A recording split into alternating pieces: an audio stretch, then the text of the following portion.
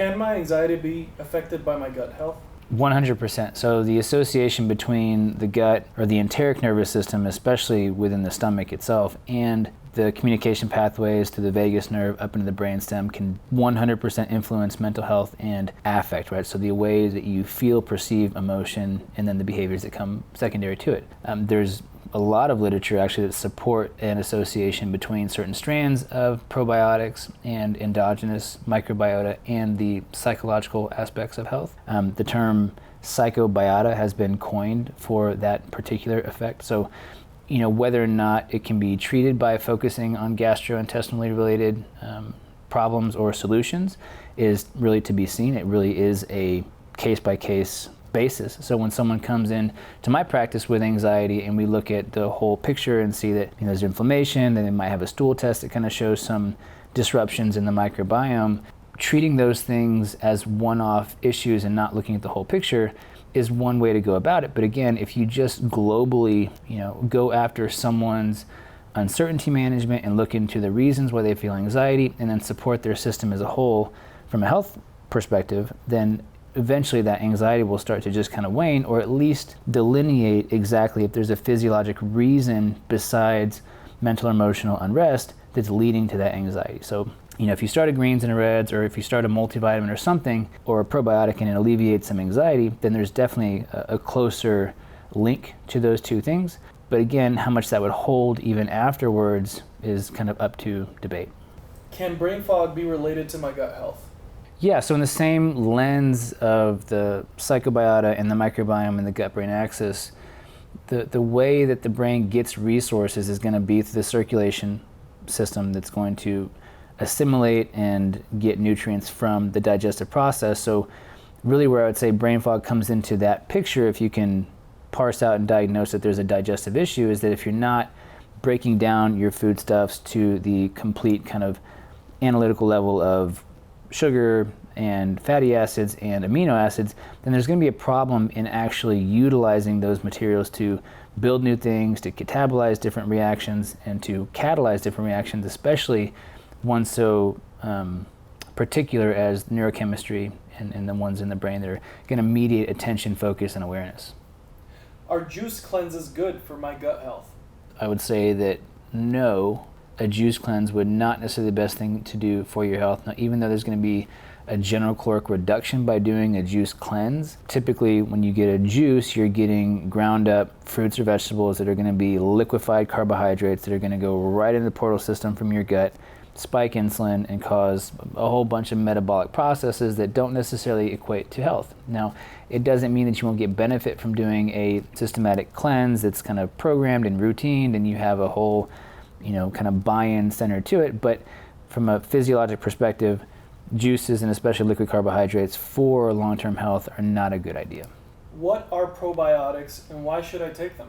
So probiotics are a class of supplement biological organism that you can consume orally or rectally as in a fecal transplant. But the idea is that you take a capsule with these probiotics that have a specific classification, usually specific strands for different conditions, that will ultimately colonize in the colon and support either the disruption of other bacteria that shouldn't be there or promote new growth of bacteria that should be there that you might be lacking. I typically only prescribe probiotics in the case where someone is stable, they're going out of the country or traveling somewhere where their microbiome is going to be disrupted solely because of different foods they're eating, or in a supportive regimen after an antimicrobial exploit to either get rid of SIBO or again some other kind of bacterial overgrowth in the intestines to help replace and support the growth phase back in. I, personally don't run probiotics chronically because I like to have my clients really designate their diet as their main microbiome growth factor. But after doing a stool test, if there's still gastrointestinal disturbances, and we can detect very specifically what strains or strands are missing from their microbiome, we can use those as an intervention, see if any symptoms improve, and then use that as a targeted intervention, but not something that's just blanketed across from a client perspective. Will alcohol consumption affect my gut health? Quantity matters. So in terms of alcohol being a toxin post-metabolism, it's going to cause inflammation. It's going to cause some backup in metabolism as far as uric acid's concerned, which might lead to some different vascular complications or kidney complications. So again, is one drink going to disrupt your microbiome? I don't think so. I mean, I don't think the literature's or the studies have been done, the literature's clear on that perspective, but from a global health point of view, alcohol is not a health food. If you want to be as healthy as possible, avoid it. I don't think if you have a few drinks a week or one drink a night that it's going to make huge impacts on your microbiome. What can I do to help support my children's future gut health? Diversity of foods and making sure they're getting whole foods. So promoting the whole digestive process from seeing food to chewing food to swallowing food and then digesting food is a process that a lot of kids are going to have trouble with because of the fact that we get these little pouches that have chopped up food. It's just little smoothies all day, or they have their little Cheerio puffs that just aren't super nutritious or dense. It's more difficult to include foods that are not super palatable for babies just because it's harder for parents. But in terms of ideals go, if you can focus on whole foods that are not dangerous for babies or infants or toddlers swallowing, then really focusing on that as a foundational metric for gut health is going to be great. Using kids formulated greens powders can be super helpful too. That way they're also kind of making sure that from a dietary perspective, even if it is an ideal intake of whole foods, that they're not missing out on things that are deprived from soil and so forth. So whole foods, whole digestive process, support with a very clean product like Designs for Health has ones for kids, and that's what we use for mine. So, I mean, yeah. Is whole milk bad for someone's gut health? Feel personally attacked. So I think it's pretty clear that cow milk is at least inflammatory for the interface in the gut. Whether or not that's going to translate to a problem is unclear, and I think dependent on the individual. So first and foremost, if someone has a problem with dairy, they get gas or they get stomach upset or anything else that after they consume a dairy product, it's a no-go for them. Now there's different things that you can do to kind of bolster gut health and make sure you don't have intestinal permeability and maybe reintroduce the dairy afterwards. But it's just one of those things that if it causes problems, cut it out. You might be able to reintroduce it after we fix or improve your gut health later on. But generally speaking, cow milk is not human milk. Most people are going to have some kind of issue either with the proteins or the sugar in milk. And then even on top of that, if you don't have problems, you still might have inflammation that's getting low grade, influencing a low grade inflammatory condition that might then lead to other issues that you have no other reason for assuming would be there, except for the fact that there's some irritants in your diet that might provoke them.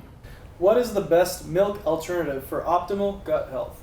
I think camel milk is the closest to a human mammalian milk. Other than that, you've got your nut and seed juices, alternatively speaking. So, I would stay away from seeds in general and just gravitate towards the nuts because of the fatty content and the protein content. So, when someone looks for milk, it's typically for calcium or vitamin D or something else like that, or just the constituency of fat, protein, and carbohydrate within one solid beverage.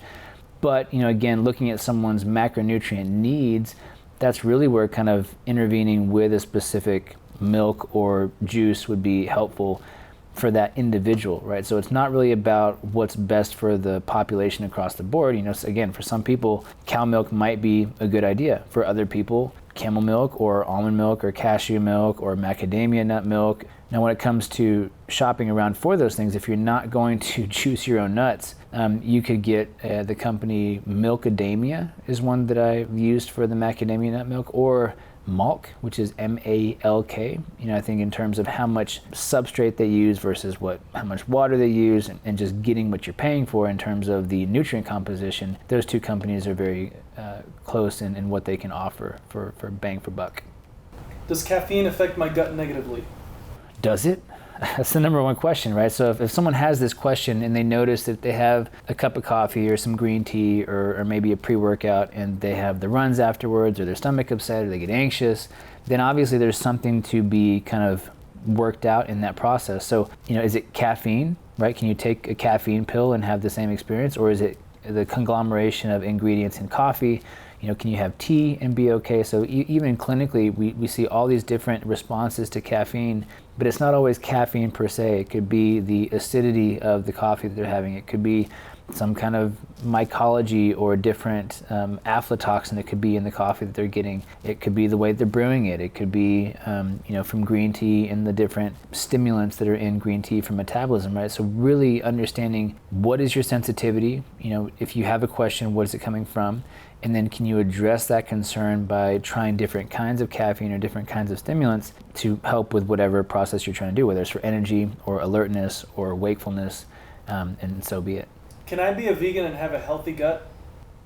Yes. Again, it's going to be really difficult from the perspective of getting the nutrients that you need for a protein perspective. But outside of that, it's got plenty of fiber, it's got plenty of carbohydrates, so again, looking at someone's desires, if it's just for gut health, I wouldn't say that the vegan diet is going to be the optimal strategy to get there. Now, if that's the hill you're going to die on, then you can do it that way. You just really have to be careful and find out how to really get that done.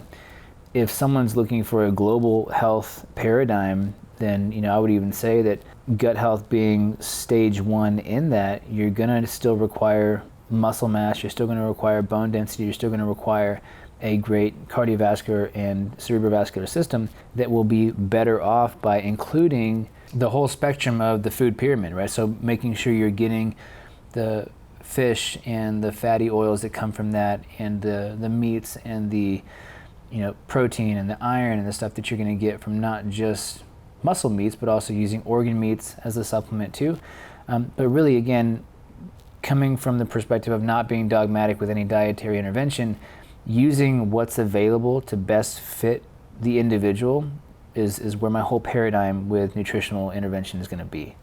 What kind of tests can I do to know where my gut health is? There are several. So you could start with food sensitivity, which I generally wouldn't recommend if you've got anything associated with like a problem, because with intestinal permeability, the rate of false positives with foods that are going to come up and cause you a problem are going to be relatively high. So you might end up cutting out all these foods that you quote unquote have problems with, but don't really have an immunogenic reaction to that food. It's more your body's response to undigested food particles getting through that intestinal permeability and then causing immune reactions that is the problem. So if you fix that with a gut restoration program, then you do the food sensitivity testing. If there's still symptoms present after that, then you can really identify the types of food, the families of food that are going to be problems. The other aspect of testing with the microbiome is going to be legitimate microbiome testing. So this usually is in the form of a stool analysis, where they use different kinds of analyses to look at what kinds of bacteria are there, if there are fungi present, if there are parasites or worms or all these different kinds of things, to give you a better picture of the inflammatory status, the digestive status, and also just what kind of critters you got growing in your microbiome. How do I increase the good bacteria in my gut? So good bacteria is kind of a misnomer. There are associations with certain family and certain species of bacteria that have associations with health outcomes in different processes, but the whole field is somewhat of a mess in terms of what strand does what 100% of the time. So really, for an individual of different ethnicity or of different racial descent, they might have a microbiome that's going to be heavily devoid of one kind of bacteria or one family or one strain or one species, whereas another ethnic background might do very well with what that other is missing. So I think, and let me preface this by saying I'm no expert in the microbiome or the science of, but what I've seen clinically at least is it really doesn't hold much water in terms of overall symptom presentation and management. Will cutting out gluten improve my overall gut health? Generally speaking, I would say yes, that cutting out gluten will improve overall gut health. That doesn't mean that if you cut it out and don't feel any different, that it's not beneficial for you. It really just has to be a conversation about how easy is it for you to avoid gluten in social circumstances or within your diet, and then is the outcome worth it in terms of, hey, I don't really feel a difference when I cut out gluten. I might feel a little bit less bloated. I might hold less water weight, but it's not worth the struggle and strife of cutting out gluten from my social interactions. And then for some people, they cut out gluten and they lose 20 pounds and they feel 100% different. for them it's a lot easier to keep the dietary change because there's a huge motivator to not go back to consuming gluten. It's not a 100% thing across the board. It might be something more to do with the amount of pesticides or herbicides that have kind of molecular attachments to the gluten particles and the gliadin particles that get digested into the intestine. So, I think there's a lot of gray area with gluten in particular, given the anecdotes of people going over to Spain or Europe and having breads and pastas and stuff and not having any issues that they have when they come back home with the same molecule that is gluten. So, the story is definitely has a lot left to be untold.